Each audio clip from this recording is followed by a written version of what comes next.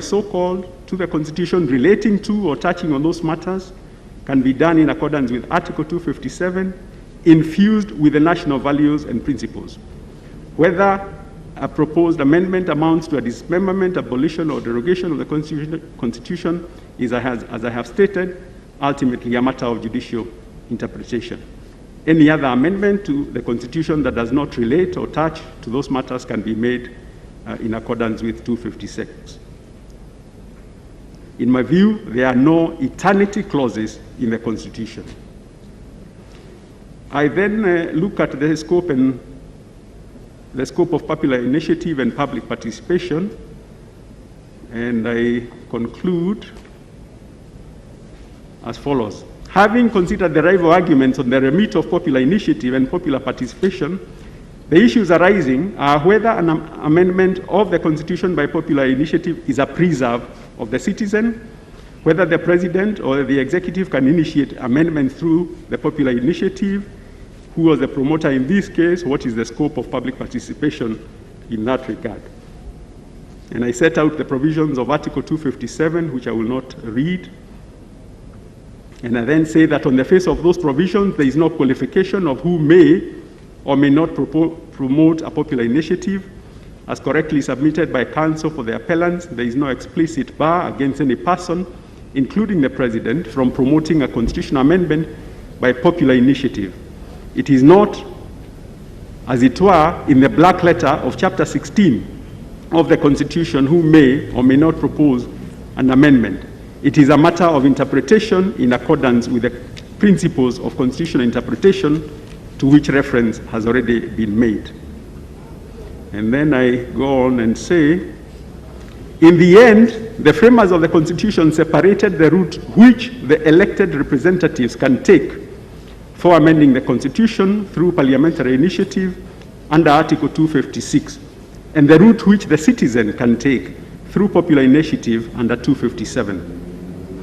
Although the phrase popular initiative is not defined in the Constitution, the background I have set out above and the lexical meaning of the word popular lend credence to the conclusion reached by the High Court that the amendment by popular initiative under Article 257 is the preserve of the citizen. The concise Oxford English Dictionary, for example, the word popular is defined as including intended for or suited to the taste or means of the general public. Merriam-Webster Dictionary also defines the word popular to mean of or relating to the general public. In both definitions, the phrase general public features, and I do not think the President or the Executive would fall under the category of general public.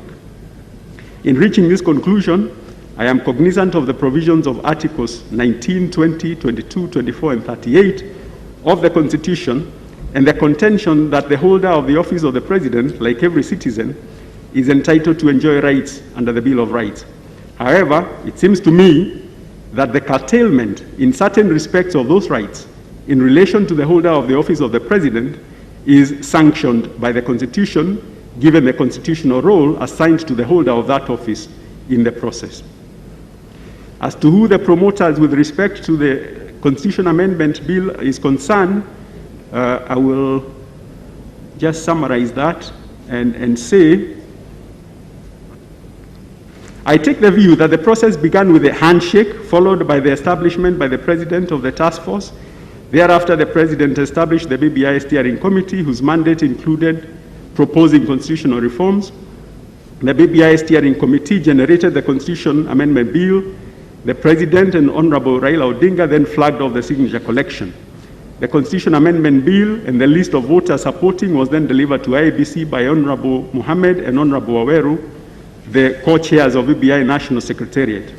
And I then say it is a continuous process, it is a continuum. It is unnecessary, in my view, to attempt to split that process to justify the claim that the process towards initiating the popular initiative began with the delivery of the draft amendment bill and supporting signatures to IEBC, and to ignore what preceded that. The delivery of the draft bill and supporting signatures to IEBC was part of a process that had begun before the generation of the draft amendment bill by the steering committee. In my view, all the players in that process, beginning with the President, Honorable Raila Odinga, the BBI Steering Committee, Honorable Mohammed, Honorable Waweru, qualify as promoters in a continuum that preceded the delivery of the bill. I do not think there is merit in the contention that the President's involvement in the amendment process was in his capacity as a private citizen. The material presented shows otherwise.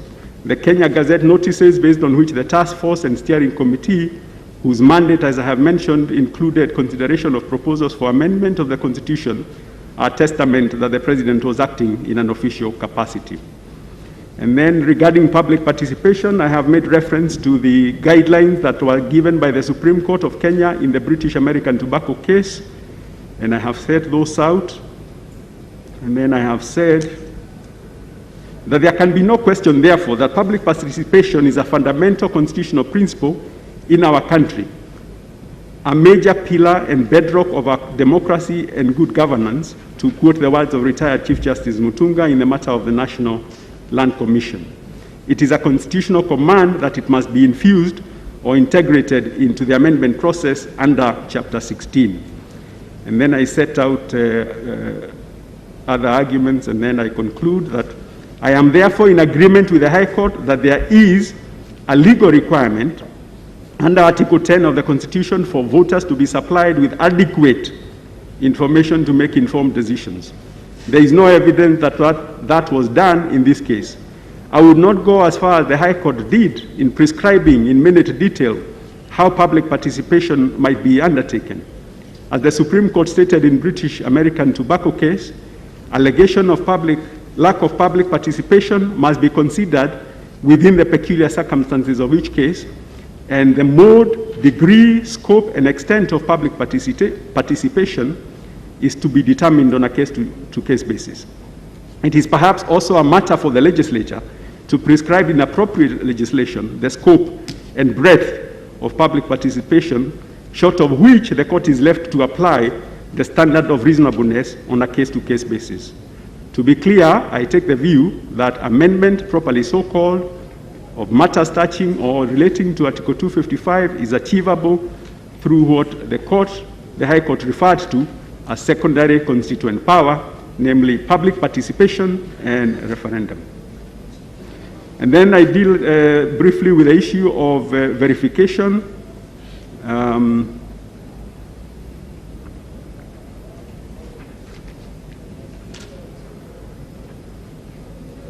And then I say as follows. Having considered the arguments, I take the following view. The role of IEBC upon delivery of the draft bill proposing amendment to the Constitution by popular initiative is set out in Article 257(4). In an affidavit sworn on 25th of February 2021, Michael Goa, a director of legal and public affairs of IEBC, deposed that IEBC received the draft amendment bill on 10th December 2010, accompanied by 4.4 million supporters' signatures, upon which it issued a press release on 18th December informing the public of the same. That IEBC carried out a process to confirm that the said initiative was supported by the signatures of at least 1 million registered voters in order to ensure compliance with the requirements of Article 257. That after completion of that process, an interim report was prepared during which data cleaning exercise by removing incomplete records, including missing signatures, ID numbers, names, duplicates, and those not in register. And that a list of verified supporters was uploaded on IEBC's website to enable them to check and confirm their details. That the purpose of uploading the list of verified supporters on the website was to provide an opportunity for objection by anyone who had been captured as a supporter without their consent. That upon completion of that process, it was established that the popular initiative met the constitutional threshold and the amendment bill was transmitted to the county assemblies. Based on the depositions in that affidavit, the finding by the High Court that the role of IEBC under Article 257(4) entails ascertaining the number of registered voters in support of a popular initiative to amend the Constitution and verifying that the initiative is indeed supported by the registered voters claimed to be in support is correct. As submitted by Council, the verification of signatures of supporters of the Constitution Amendment initiatives entailed ascertainment of whether they were registered voters and had appended their signatures. The controversy appears to be with regard to precisely how IEBC was to execute or carry out the verification. According to IEBC, that would be achieved by posting the list of voters claimed to have supported the initiative on its website for scrutiny, with an invitation that any objections should be raised within a given period. The respondents, on the other hand, argue that IEBC should itself have undertaken a forensic examination. In the case of National Super Alliance versus IEBC, the court stated that courts cannot step in to police or prefect independent constitutional bodies or direct them how to carry out their own mandates, unless there is willful neglect or violation of their constitutional or statutory functions. And the independent commissions are clothed with discretion and latitude to decide the governance process or the procedure to employ as to how and when to execute their mandate, as long as it is within the law, and that this operational and functional independence has constitutional underpinning. So guided, the question is whether IEBC properly discharged its verification mandate under Article 257(4). The record shows that IEBC uploaded the list of signatories in support of the initiative on its website on 21st of January 2021. The closing date for scrutiny and for any objections to be taken was indicated to be Monday, 25th January. Under item Q and R of Part B on verification procedure of IEBC's administrative procedures, it states that after actual signature verification exercise and documentation, the compiled list of supporters is published in the Commission's website for information and verification for 2 weeks. Publishing the list of supporters over a weekend was clearly in violation of IEBC's own prescribed time frame of 2 weeks. The time provided for scrutiny and for raising objections was grossly insufficient. Why IEBC was in such a rush is not clear. Secondly, there is the question whether merely uploading the list on IEBC's website without more is sufficient. Would it have been more effective for IEBC to, in addition to uploading the list on its website, to publicize the matter in other media as well? These questions are germane and bolster the argument that a comprehensive legal or regulatory framework for the conduct of referendum is important. In my view, had the IEBC given sufficient notice, opportunity, and means to the public to interrogate the list of verified supporters of the initiative, it would perhaps have been considered to have been discharged its duty of ascertaining and verifying that the registered voters who had indicated as supporting had indeed done so. That said, the conclusion by the High Court that IEBC's role under 254 involved both ascertainment of numbers of registered voters in support of a popular initiative to amend the Constitution, as well as verification of the authenticity of those signatures, is partially correct in my view. Yes, IEBC is required to ascertain that the threshold of 1 million registered voters is met. Secondly, it must verify or establish or confirm that those voters whose names that have been submitted have in fact endorsed the initiative. That, as I have stated, is in my view achievable if IEBC affords reasonable means and opportunity for the voters to interrogate and confirm their endorsement of that initiative. That said, this discussion is further testimony of the need for legislative and regulatory framework for matters relating to Article 257. I then move on to look at the regulatory and legal framework, and I think I'll just go to the conclusion. And I say this: there is undoubtedly, therefore, some legal framework, albeit not an elaborate one, for the conduct of referendum, even though it may not specifically address or fully address all aspects of a referendum, including matters of collection, presentation, and verification under Article 257 of the Constitution. I do not doubt as I have mentioned, that it is important to have specifically tailored legislation that specifically and fully addresses matters relating to Article 257. Indeed, there is realization in that regard, as it was demonstrated that there are 2 pending bills before the National Assembly in that regard. That said, I agree with the High Court that notwithstanding the absence of an enabling legislation as regards the conduct of a referendum, such constitutional process may still be undertaken as long as the constitutional expectations, values, and principles and objects are met, and that in doing so, the process must be in strict compliance with inter alia Article 10 of the Constitution, which prescribes the national values and principles, and that those principles must be infused at every stage of the process. That statement is consistent with the legal principle exemplified by a decision of this court in IEBC versus National Super Alliance, where this court reversed a finding by the High Court invalidating procurement of ballot papers without legislative framework to facilitate a meaningful program of public participation. In doing so, this court expressed, and I quote, "The absence of a legal framework for public participation is not an excuse for a procuring entity or a state organ to fail to undertake public participation if required by the Constitution or law. A state organ or procuring entity is expected to give effect to constitutional principles relating to public participation in a manner that satisfies the values and principles of the Constitution." End of quote. Equally, the absence of a legal framework per se cannot be a basis for asserting that IEBC should not discharge its constitutional mandate under Article 257. There is also the High Court decision in Titus Alila, where the question whether there was a proper legislative framework for holding a referendum arose, and the High Court found that the Constitution has already set up a proper legislative framework. In my view, therefore, the declaration by the High Court that the absence of a legislation or legal framework to govern the collection, presentation, and verification of signatures and other conduct of referenda renders the attempt to amend the Constitution through the Constitution of Kenya Amendment Bill flawed, even though qualified with a statement in the circumstances of this case, is one I am respectively unable to endorse.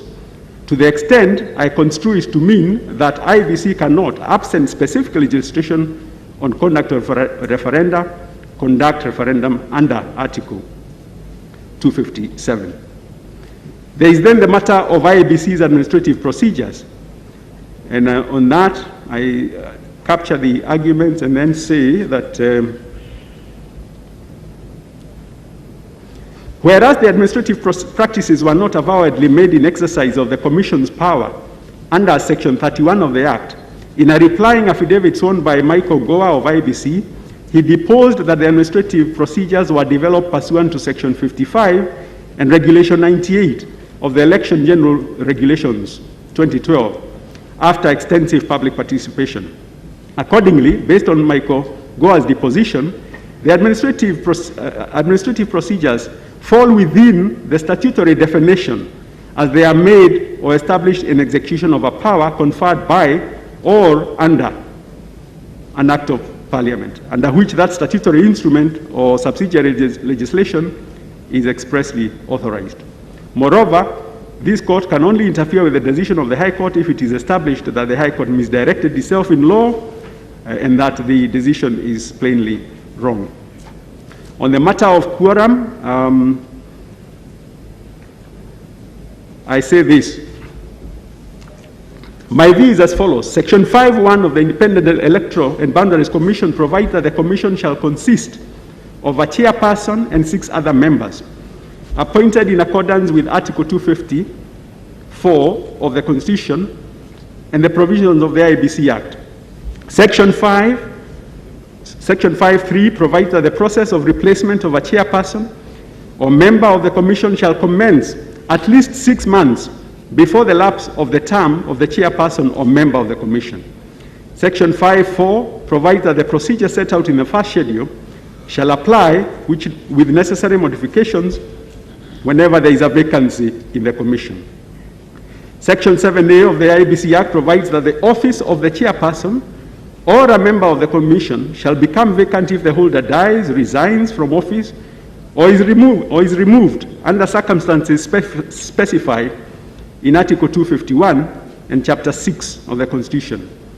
Under Section 7A(2) of the IEBC Act, the President is required to publish a notice of vacancy in the Gazette within 7 days of the occurrence of such vacancy, and the process of recruitment, quote, shall commence immediately after the declaration of the vacancy by the President, end of quote. Section 8 of the Act provides that the conduct and regulation of the business and affairs of the Commission shall be as provided for in the second schedule, but subject thereto, the Commission may regulate its own procedure.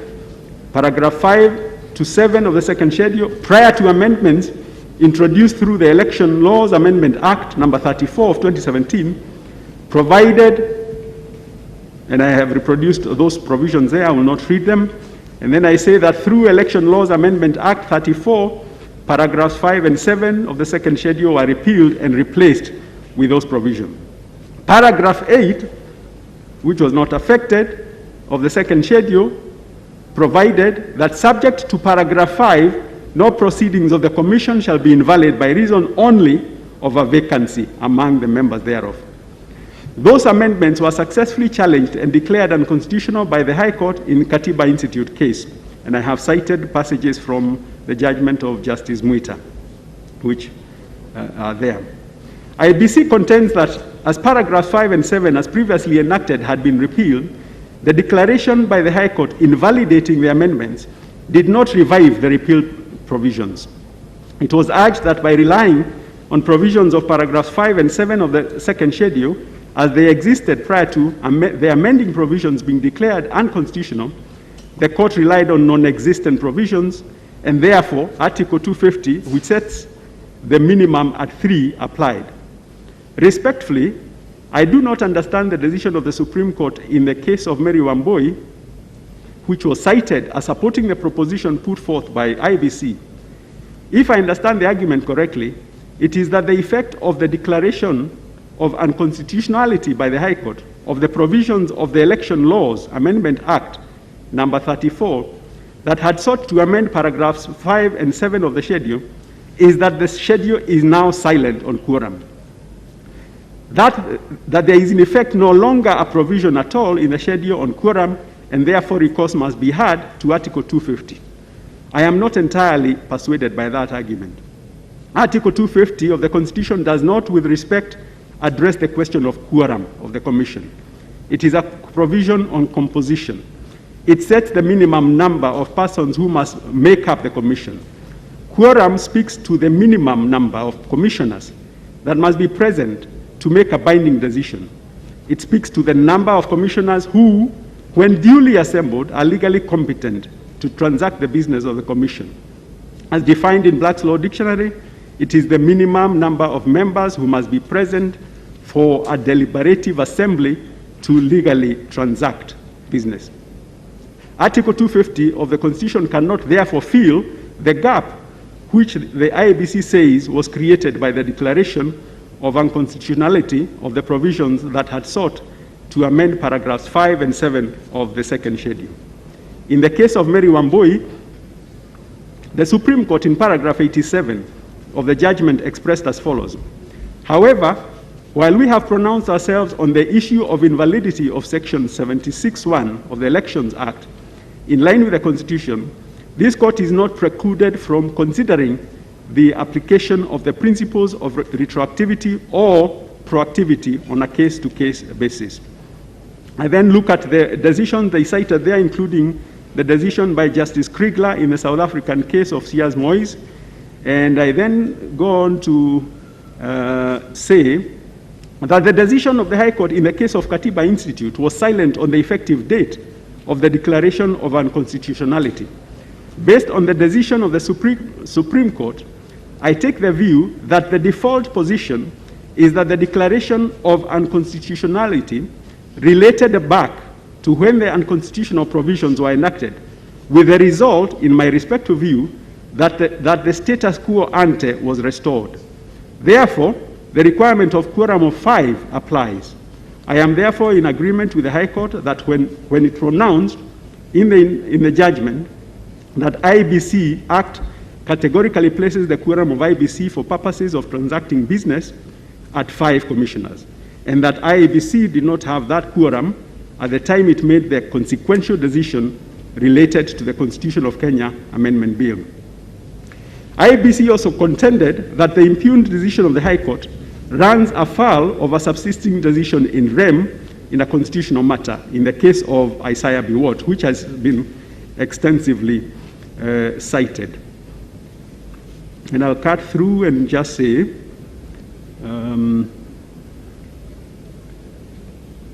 I am conscious that this court is not presently sitting on appeal from the judgment of Isaiah Biwott.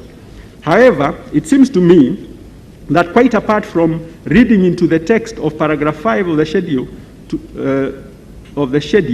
the words policy decisions, and apart from mixing up composition with quorum, the learned judge appears to have either overlooked or infused statutory provisions with what she considered to be common sense when she stated, quote, "My take is that the issue of quorum, apart from being a matter provided for under the statute, is also a matter of common sense and construction, depending on the total number of commissioners."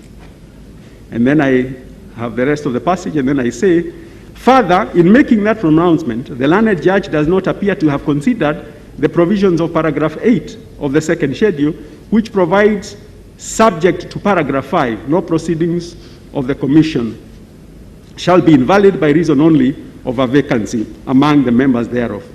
Under that provision, the requirement under paragraph 5 is overriding. The pronouncement by the judge in the above cited passage appears, therefore, to be an abrogation of a statutory provision, and to that extent is per incuriam.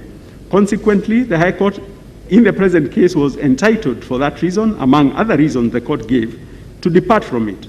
Moreover, the statutory commands in the IEBC Act, if heeded and complied with, would have ensured that the number of commissioners would not have fallen below the number required to form a quorum. For those reasons, the complaint regarding the findings by the High Court as to quorum have no merit. I then move on to the issue of continuous voter registration, and I think I'll just say what I concluded. The High Court cannot therefore be faulted for having concluded, as it did, that there was no evidence that IEBC had discharged its obligation of continuous voter registration. I would therefore not interfere with the decision of the High Court. The last aspect I think I'll look at, separate and distinct referendum questions. On that I say, in my reading of those provisions, that is of the Constitution, it is the bill in which an amendment proposal is contained that is submitted to the people to vote on in the referendum by indicating whether they agree or disagree with the amendment proposal, much in the same way as the members of the county assemblies and members of the Houses of Parliament would have signified their approval or disapproval of the amendment process in the draft bill. It seems to me, therefore, that under Article 257(10) of the Constitution, as read with other provisions in that article, what is envisaged of the voter at the referendum is for the voter to make a choice to ratify or not to ratify, to approve or not to approve the amendment proposal in the draft bill. However, that choice, in my view, is rendered nugatory, inoperative, and consequential if the voter is called upon to vote on an omnibus draft bill that contains a raft of numerous, diverse, and unrelated proposed amendments to the Constitution, in this case over 70 proposals, that cut across the entire spectrum of the Constitution. And I cite the passage there from the High Court decision entitled Alila. The argument made for the respondents on the principle of unity of content or single subject matter, that constitutional amendment through a referendum should deal only with one main issue, is one I find most attractive and persuasive. It was argued that under that principle, the proposed amendment should deal with one subject only to allow the voter to form and express their opinion freely and genuinely. In other words, if a proposed constitutional amendment includes several substantive questions, the voter may not have a free choice, that each proposed constitutional amendment ought to secure adoption on its own merits, not on the merits of other different proposals to which it is attached. and that there must be an intrinsic connection between the various parts of each question to put to the vote in order to guarantee freedom of suffrage, and the voter must not be expected to accept or reject as a whole provisions without an intrinsic link between them. I would venture to suggest that what is envisaged under Article 257 is an amendment bill on single thematic topic to which the provisions in the draft bill must relate. For instance, a bill proposing amendments to the provisions on land under Part 1 of the Chapter 5 of the Constitution would, in my view, be incongruous with proposals in the same bill for amendment of the unrelated matters of the Office of Parliament under Part 3 of Chapter 8 of the Constitution. Ultimately, it seems to me that to put a single binary question or multiple questions is a matter to be informed by the nature of the amendment proposed. It may well be that certain proposed amendments may require separate and distinct referendum questions to be framed.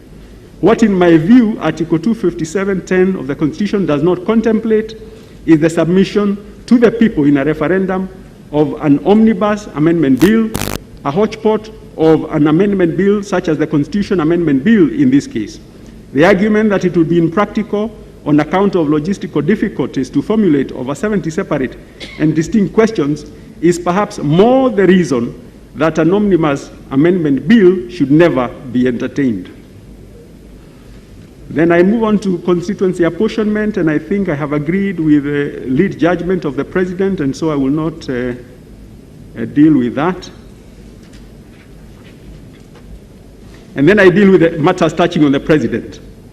Under this head, the issues are whether the President's right to fair hearing was violated, whether the President enjoys absolute immunity under the Constitution, whether the High Court was right in declaring that the occupier of the office of the President is liable to being sued in his personal capacity during his tenure of office. And I think I'll just go to the conclusions, which are as follows.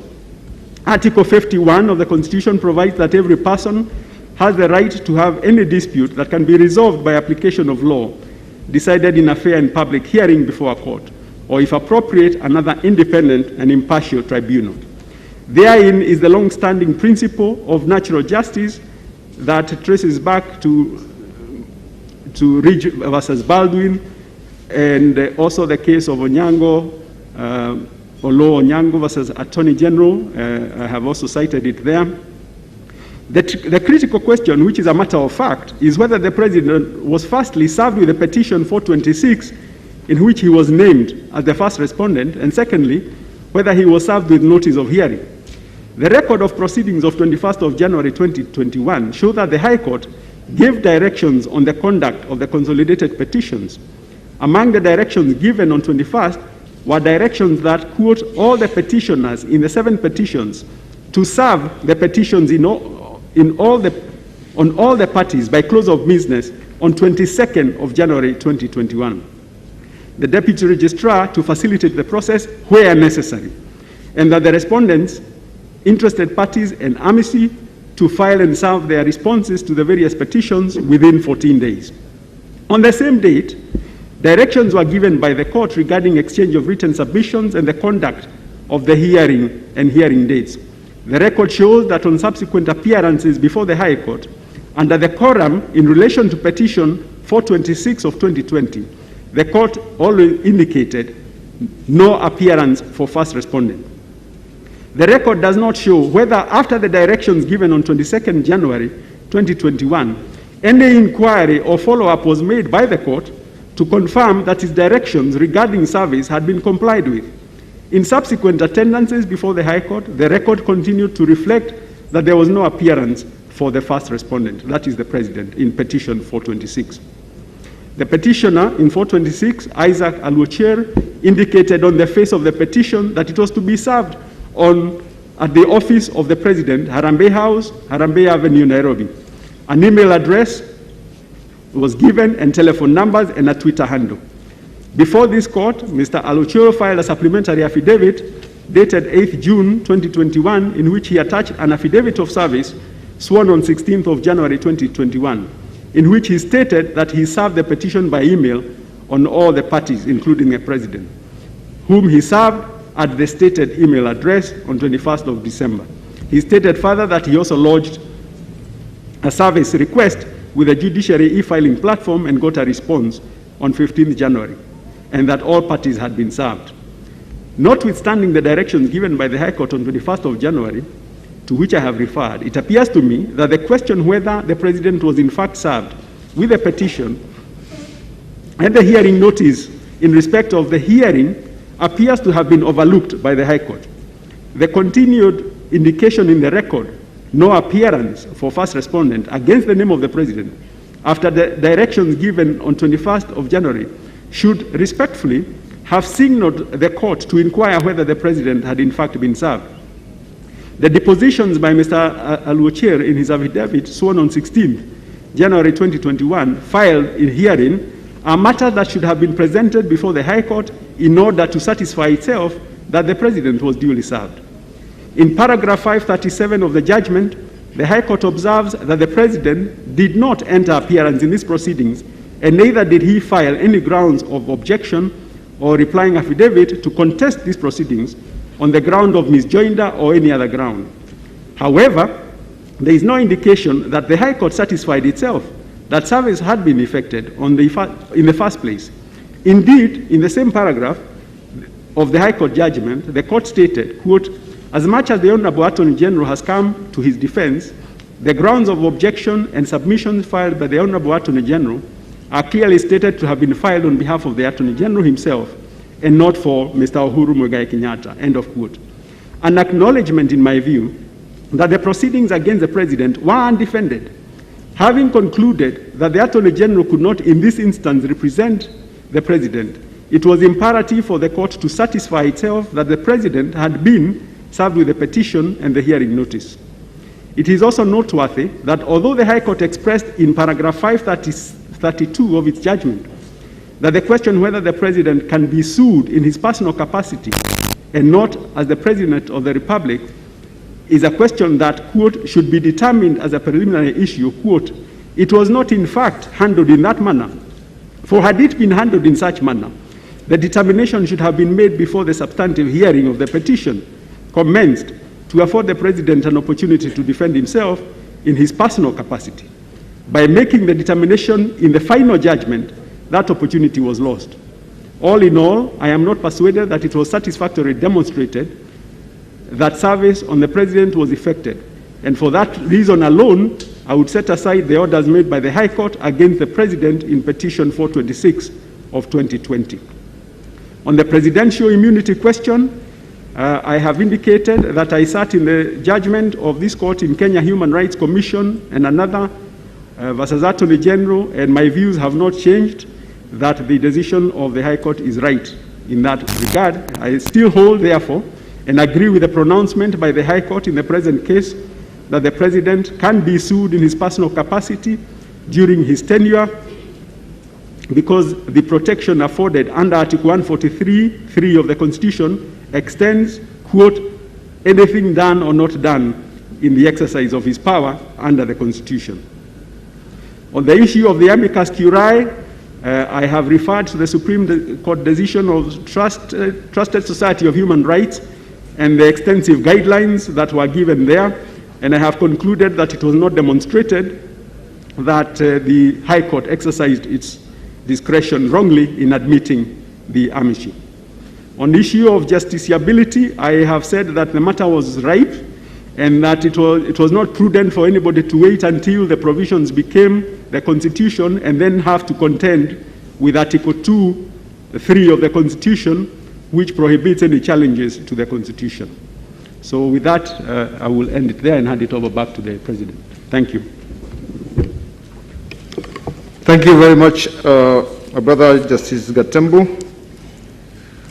It is now 1:40. We shall adjourn for 1 hour, and so we will be back at 2:40. The court will adjourn.